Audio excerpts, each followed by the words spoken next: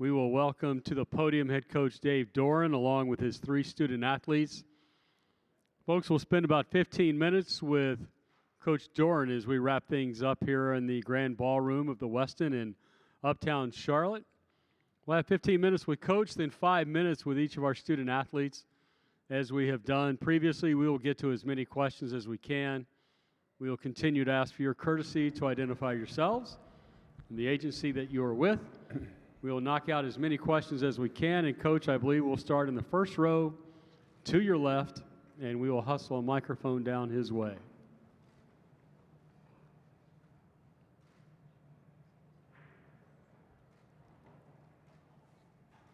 Coach, how are you?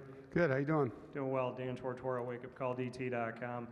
Looking at college football today and the fact that coaches change every few seasons, you've had over a decade at NC State. Just what you could say about that tenure, your belief in the program's continuing to buy into you, and just what that relationship has been like in a world that we don't see that consistency a lot. Yeah, I mean, for me, it's a blessing to be at a school this long. Really, in my life, I've never lived anywhere for this long, you know, even as a child, moving around. So to be able to say as a coach that all 3 of my sons didn't have to move through their childhood years and their schooling, I think that's a huge win in the parenting box. You know, from a stability standpoint, you know, NC State has definitely supported me and Sarah and the kids.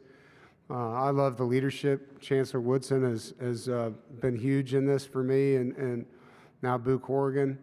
I came to NC State for the same reason that I'm still there. I think it's a great fit. You know, it's a bunch of blue-collar, tough, hard-working people that enjoy good food, good music. The state of North Carolina, fishing, mountains, beach, lakes. I mean, you can't beat it. It's really just a tremendous place to live. And so, you know, thankful to be here, and honestly hope that they let me finish here. You know, that's my goal is to retire here one day, the winningest coach in school history, and you know, be able to kind of go to the parking lot and tailgate myself, you know, and have some fun.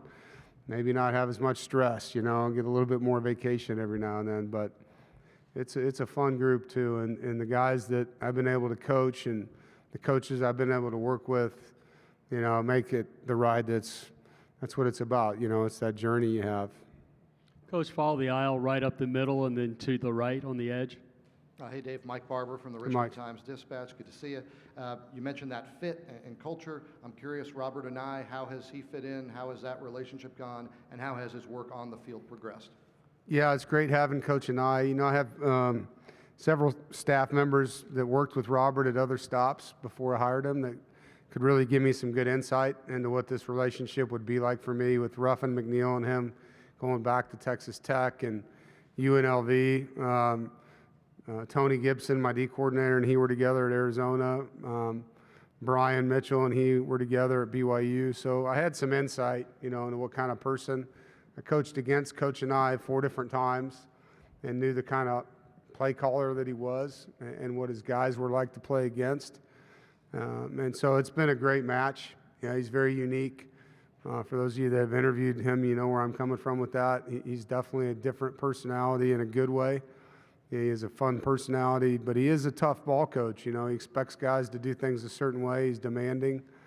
And his creativity, you know, I'm not saying it's unmatched, but it's in the top 10% in college football. He does a lot with the different things he can do in the offense for the players. Coach, left side's going to be about the 7th row. Gentlemen, please raise your hand so he can see you. Thank you. Noah T, technician. What does your defensive coordinator, Tony Gibson, do to make him a consistently quality defensive coordinator for y'all? You know, his system is unique. Not a lot of people run the 3-3-5.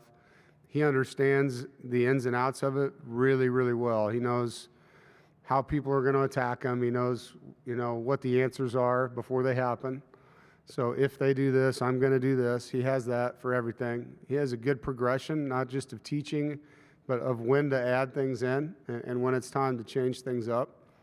He's a great chemistry guy, not just with players, but with staff.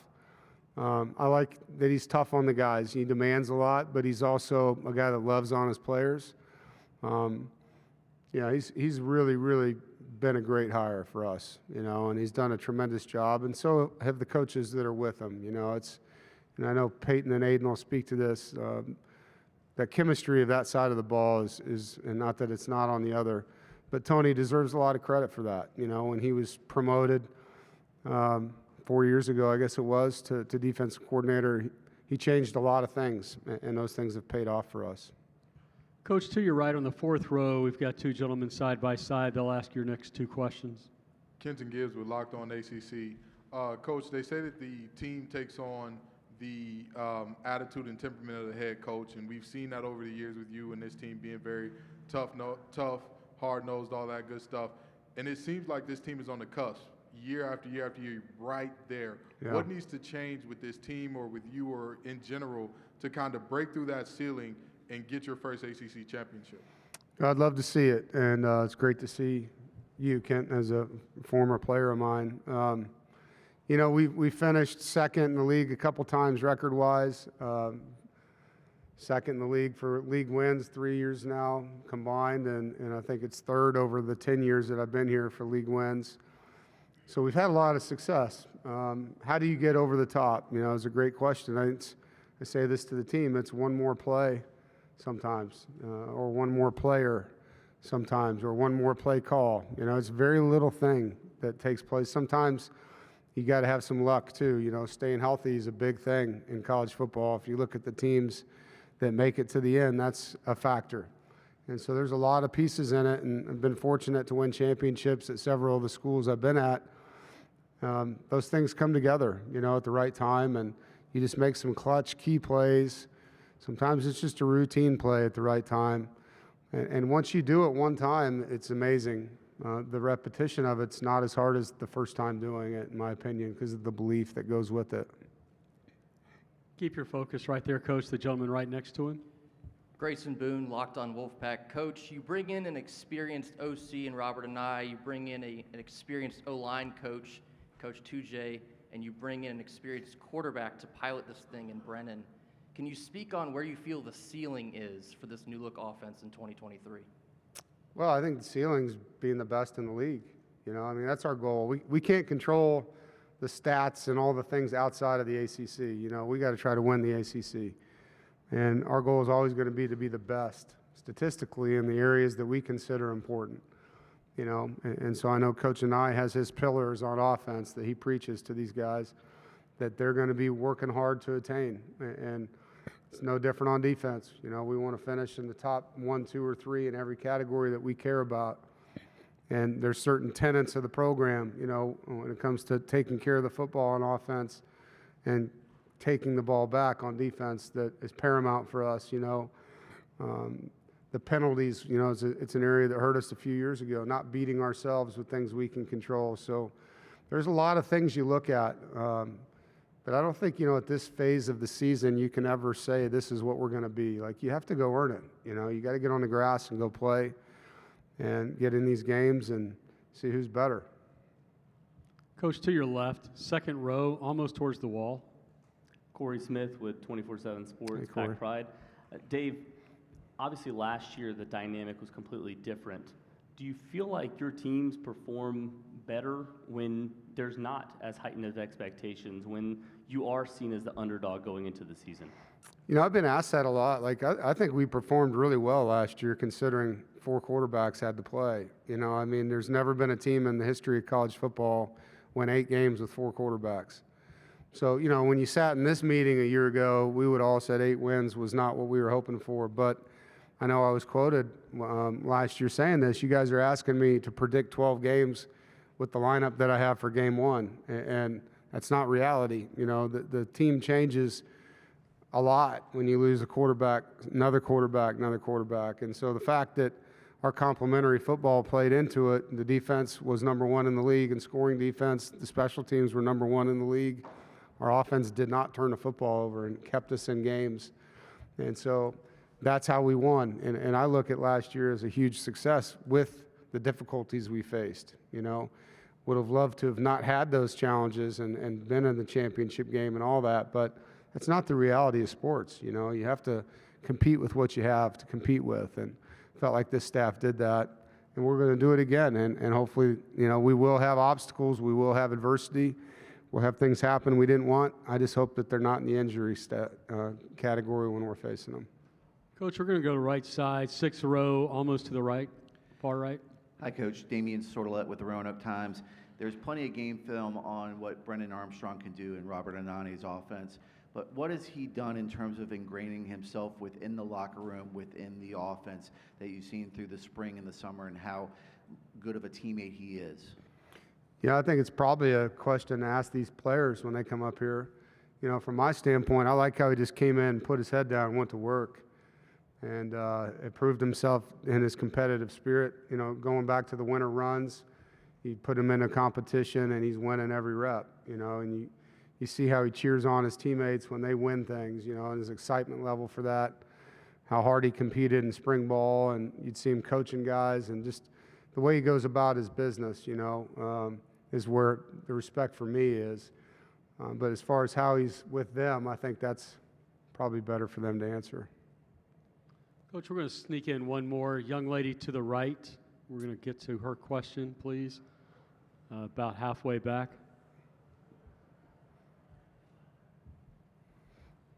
Hi, Coach. Ashlyn Dotson from Spectacular Magazine. So, being in Raleigh, which is one of the fastest growing cities right now, does that help with the recruiting process at all and bringing players that help best fit your team?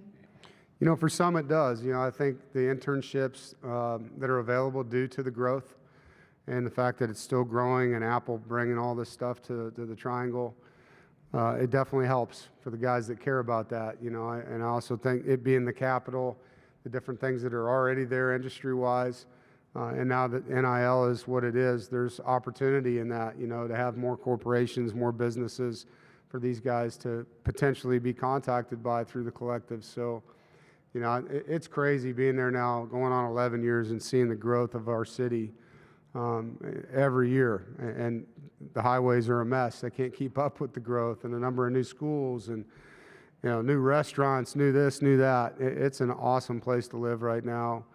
And so for the guys that get there and realize it, I don't think they know how good they have it. You know, trust me, being a coach that's lived all over the country, been in big towns, farm towns, you name it, Raleigh's got it going right now. It's an awesome place to live and work. Coach, actually, your last question from the podium, given your passion for NC State, we always like to get the soundbite. The Wolfpack have won 16 of their last 17 at Carter Finley. Talk about the fan base. Yeah, Wolfpack Nation, we've already sold more tickets.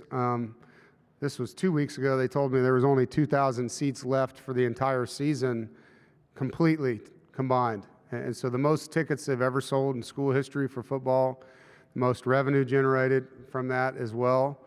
Last year they added these lights that turn on and off and go red and all this, which was pretty cool for the players and the fans. Now we have the largest jumbotron in the league with the new sound system, which is going to add even more to the game day environment, which I know will fire our fans up.